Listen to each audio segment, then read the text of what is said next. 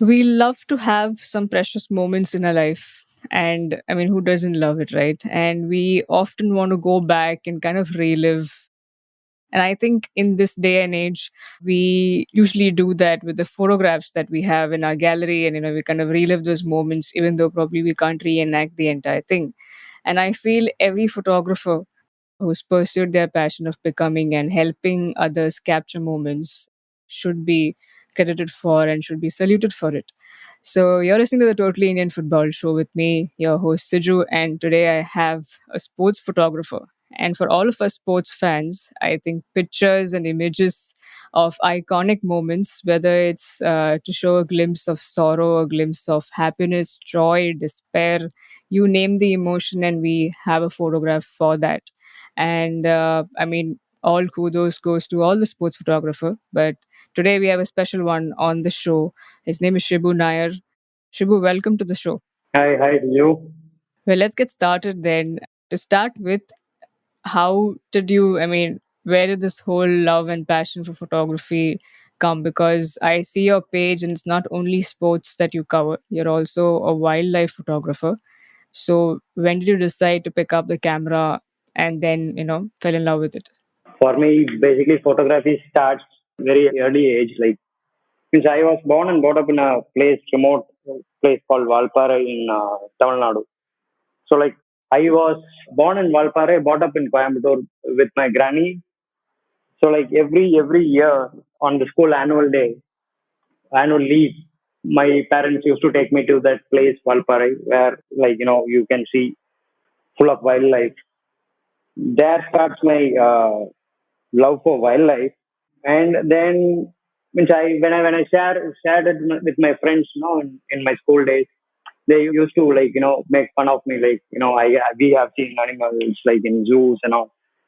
So in that particular point, one point which I need to prove them is like to get that animal captured, like through a photograph or whatever medium. But at that age and financial situation, camera was not an easy thing for me, not a affordable thing for me.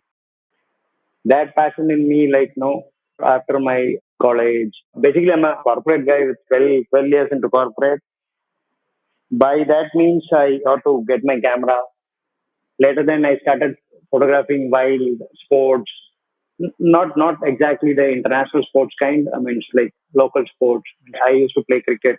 I used to play football. So I used to capture them when I was sitting out the page. Later, means started traveling to all the national parks, and photographing animals is like one of the toughest thing I would say in photography genre to me. Then I started conducting wildlife tours. I take people to the forest, teach them photography. Means all I have learned on my own. It's like practice, doing some research, what how it works, and Google helped me a lot. Then in later 2016-17, I got an opportunity to move to London with my family. Then I got an opportunity, like to shoot football there. Being as a wildlife photographer with lots of experience about camera and equipment, I started shooting in the local league. Then I got like accredited to Premier League, Championship League, Europa League. So down the line, I was shooting about 4 seasons in UK. Then I came back to India for ISL.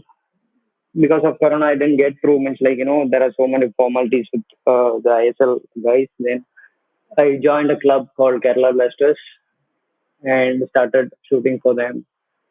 And from there, seeing my photographs, people from AFC approached me to shoot something for them in Goa, AFC Champions League.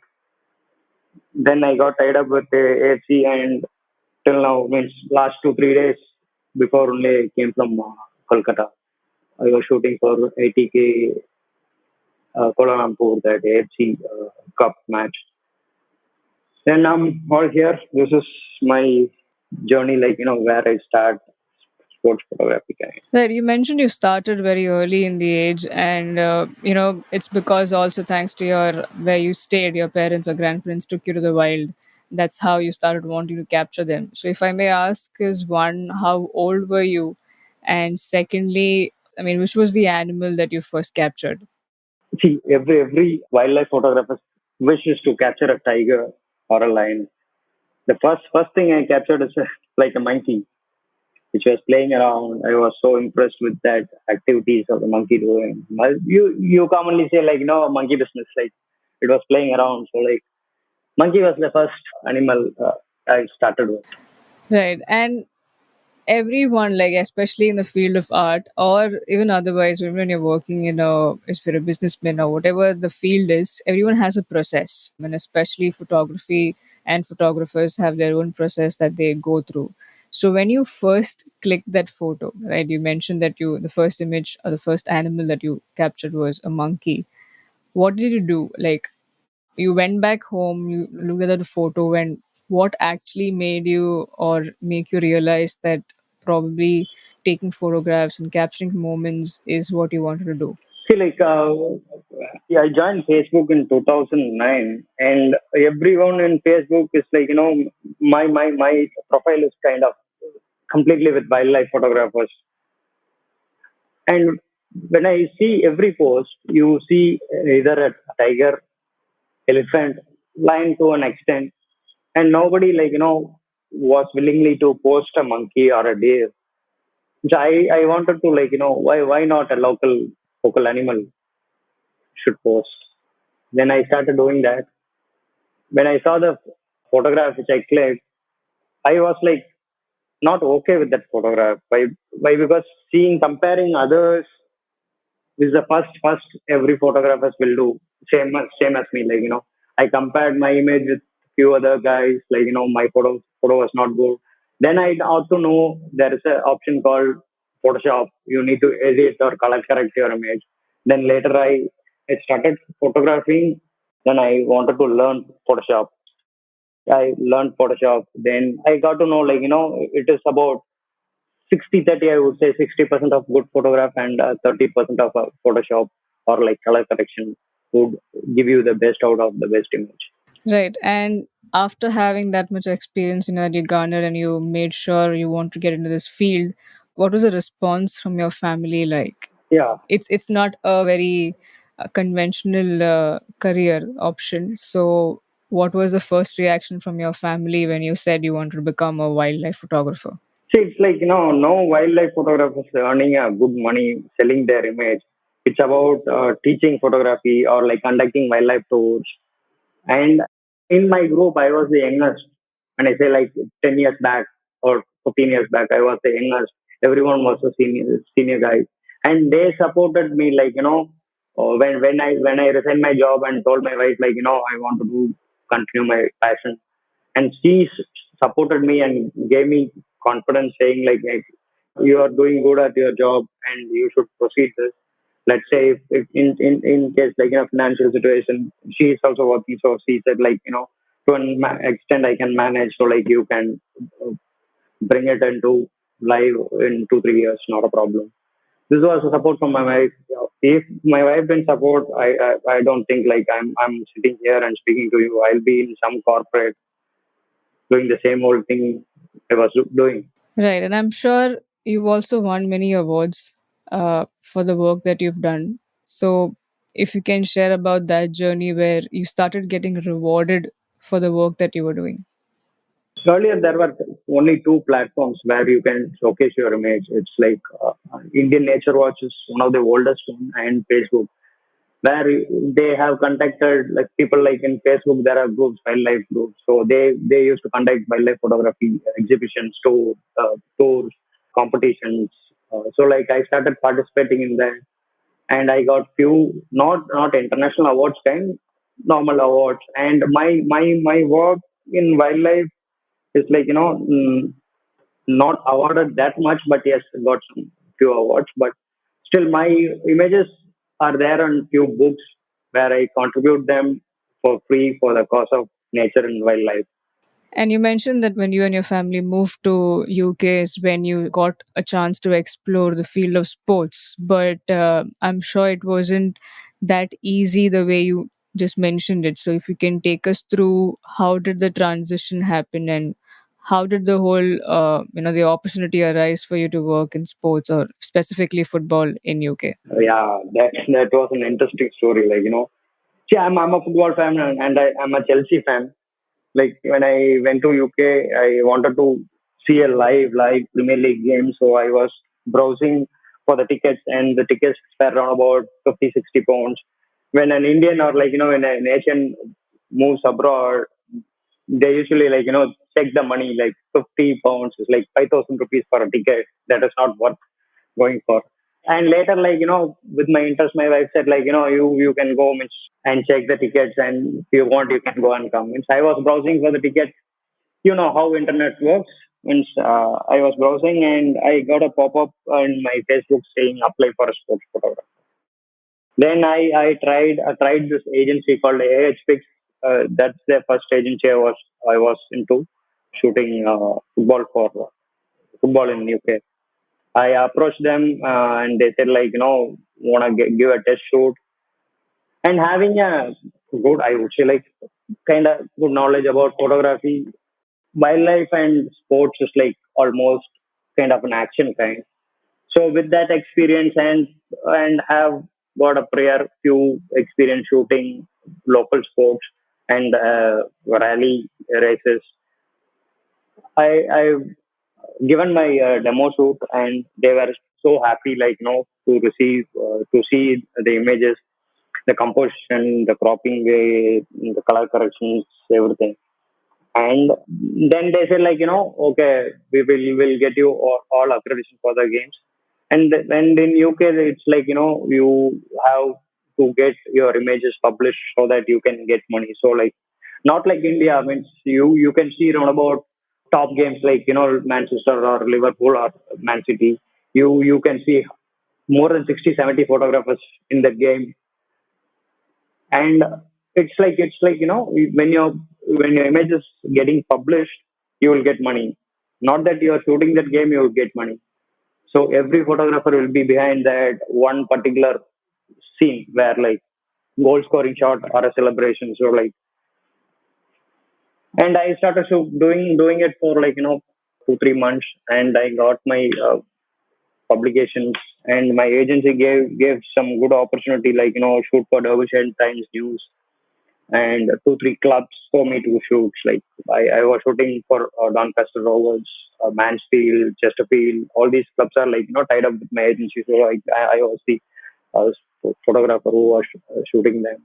Then after that, once my images was published in newspapers, magazines, people started approaching me to shoot for Premier League, Championship League, and Europa League. And this is how my work started in UK. Then later, before 2020, I got an opportunity. Means I was offered to shoot for England national team, and in between this Corona, then everything got cancelled. I came back to India. Great. I mean, that indeed was quite a journey and a story over there. Now, when you came back to India, yes, that's how we also connected over LinkedIn with your messages. I have to say sorry that I could not probably help you with any of the leads. But as you mentioned off the record, it is a task, and there is. I mean, it is still a very niche thing, which is a sports photography in India, because I do have other friends as well who keep struggling at the same time, but it is definitely the passion to capture moments, right? And at the end of the day, it is such an important criteria. A sports photographer plays such a key role, because if there are no photos being captured, there are no moments for us to look back at, for the game or any event for that matter. But take us through now that you came back to India, and how has it been since then? Because you had a period of phase where you were okay doing wildlife, it was okay, but then you also had to get into the corporate side of things where you needed money to take care of family, and that's the usual stuff, right? You work, get paid, and you move on with life. But you again pursued your passion with the support from your family and friends, and then you moved to UK, and you had this other side of things being exposed to you, where things were did click, and you ventured into sports photography. But when you came back to India again, it's like I'm sure you felt like you were starting from scratch, right? So, how did you regain that confidence, and how was the struggle or the story like when you came back to India? See, when I came back to India, means everything is closed. Like, Corona means quarantine, lockdown, everything. But still, I was like, I wanted to, means, and my, what to say, like, my Instagram was hacked. I didn't have a proper contact with I would say no one. Then I wanted to put myself in a platform where I can showcase my work professionally. So I thought, like, LinkedIn was the one platform I can show my work, or like, what I was doing. Kind means what I was doing is like, it's not a corporate thing, but still I was shooting Premier League, one of the world's best league, and I was known there also. So like I started building my LinkedIn network. There we met, like, means we were discussing few things, like, and there are few guys I need to mention, like, who supported me, like, who helped me to, like, to get into this sports, means particularly football, photography. Indu Chaudhary from All India Football Federation, she gave me a good contact, and that contact was Mr. Nilanjan Datta, and from there I took a step, like, searching for best agency, or like, best club, or like where I can show my work. And I don't want to stop shooting also, means like it's like almost 6 7 months I wanted to create some good photographs, or like, to click some images. At the time, every wildlife parks and wildlife destination is closed. So like I approached this guy called Ranjit Bajaj, who's the owner of Minerva company. He told, like, come here, shoot for the agency, like, means their academy. Means I was there for 2 3 months, and I was shooting, and it was a good time. And met few people, like, Anwar Ali, Devans. I have to mention so many guys' names, like, good guys, where, like, where I see that passion in them, which gives me some motivation, like, to, okay, right, we need to get into this industry fast as much as possible to get these kids, like, give them some good photographs. When they saw my photographs, they was like, shocked, like, and they were asking me, like, bro, can we get a good image like this player, that player, and their favorite players, where they were not clicked as such. Means, they didn't click that professionally, or like they didn't have that football playing or practicing or whatever with their jerseys. And when they saw me shooting them, they felt happy. And from there, like, I can't able to proceed there because of my family issues. I came back to Chennai, means like Coimbatore. Then in meantime, I got a call from my one of my friend who's there in Qatar. He's a sports photographer. Called me, like, he didn't know that I was in India. He called me, like, and asked, like, bro, if you know any good photographers, sports photographers in India, there is a league who's gonna come, and I want my agency was looking for a good photographer. Then I said, like, I'm in India. If you would like to give an intro to your agency, then I can also shoot. Then he said, like, he was so happy, like, when I said I was in India and I'm gonna shoot. The next day, that guy from that agency, like, it's called Power Sports Images.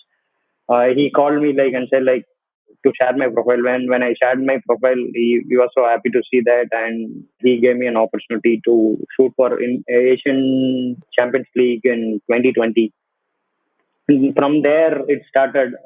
Then people started looking at my work, and in between, my Instagram was, like, getting, it's like, good on sports fraternities, like, players, coaches, fans, supporters. They started appreciating my work, and that was, like, one thing. All these days, I was not getting a good money from football industry after I came to India. But this Asian Football Federation was, like, really really good, and they know what is sports, and what is sports photography, and what is photograph in a football industry or whatever the industry the photographer is, that makes a difference in their team or like with that player like that. So, and after that, I got a call from, I mean, through LinkedIn only. I met this guy called Joby Joseph from Kerala Blasters. He's the CRO, Chief Revenue Officer of Kerala Blasters. He approached me and asked me like, if I can shoot for them. Then I said like, okay. Means basically, I'm a Malayali and I'm from Kerala also. That inborn touch is there. So like when he asked, like I with no hesitation, I said okay, okay, to shoot. Then there starts my 9 months of bubble life. In between, I learned a lot, and from the players, from the coaches, from which I got to know what is sports in India. It's like what is football in India. Like you need to get into deep to know that. I mean, as you know, I was struggling to know about how in Indian sports photography works. Then I got to know like your work should get published so that you got to get a call from all these clubs or agencies. Then from there, the one particular moment where I wanted to shoot for Indian women's team, it's like it was a horrible moment where Indian team girls got COVID and I was supposed to shoot for them. And that is the one moment which like felt it was like a emotional moment where like someone is going to shoot for India and the team was not available due to some reasons. Then I see as an Indian I am always like into shooting for the national team. I was trying it, but my budget and things doesn't work. So like Asian Cup gave me an opportunity to shoot Indian team, not for the Indian team, but Indian team and few others like Afghanistan, Hong Kong, and Cambodia was playing. I was so happy to shoot for them, and I got some few my trademark image kind of Mr. Chatri. It was so good. Still I used to like 2 3 days gap. I used to see that particular image, which I can share you later. Then after that, Asian Cup. Probably I think I am the one of the guy to shoot almost on about 10+ leagues. Starts from Vanarama, that is England's national game, football. Vanarama, League One, League Two, League Championship, Premier League, Championship League, Europa League, Asian Cup, AFC Cup, Reliance Development League, Kerala Blasters, and ISL. Which it's like 12 leagues have shot in football. I think this is not the greatest achievement, yes, but it's like, it gives me a goosebump. Yeah, that's it. Yeah, absolutely. I think Indian football is blessed to have had you back to India and covering all of these moments. Anyone who goes through your page will understand the amount of events that you've covered, and not just that, the iconic pictures that you've taken, which have gone on to become iconic. But as I come towards the end of the show, I have to ask you, which is some of your favorite clicks, right? Whatever comes at the back of your mind, or if you already have a set answer, please do share that. But if I am going to ask you first, among the wildlife that you've captured till date, which one is your favorite click? If you are in my seeing my Instagram, you can see an elephant which is very close to. That was shot in a wide angle lens. I spent around about 8 hours. That's a female elephant. In between, I'll share you some news, means like info, where like African elephants, both male and female have tusk. Okay, Indian elephants only male will have tusk, and Sri Lankan elephants, it's like 80% both will not have tusk. And with that elephant that was shot in Africa, means Masai Mara National Reserve, I spent around about 8 hours making this female elephant comfortable with me, like in my presence. With it was with there. that herd was like having around about 3 4 elephant calves. So like we should not disturb them, but at the same time we should. I need to get as close as possible to get that wide angle perspective, and that is the one moment. And this elephant literally touched my camera and touched my head. That moment, like it's like wow. I got blessed Yeah. from one of the biggest land animals that too in wild. Yeah. That moment is like one of the craziest and like ever unforgettable moment in my life. Yeah, all I can do right now is imagine because, and thanks to you clicking those pictures, that I do get a chance to imagine it because as you were narrating, I am on your page and I am looking at it and it was like, wow. So, to all the listeners who are listening to the show, if you've reached a point on the episode till here, please do pick your phones or go on to Shibu's Instagram page and take a look at the photographs as he narrates it because that's how it's going to leave an impact and you'll understand the whole story behind it.